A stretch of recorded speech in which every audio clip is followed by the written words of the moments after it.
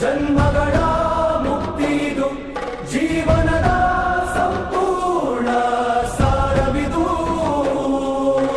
ಯುಗ ಯುಗದ ಕಣಕಣದಿ ಸೃಷ್ಟಿಯ ದರ್ಪಣದಿ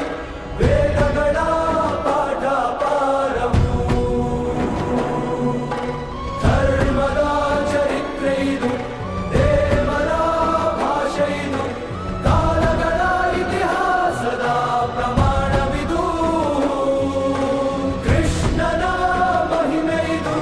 ಗೀತೆಯ ಕರಿಮೆ ಇದು ಗ್ರಂಥಗಳ ಗ್ರಂಥವಿದು ಶ್ರೇಷ್ಠವು ವಿಶ್ವದ ಕಲ್ಯಾಣ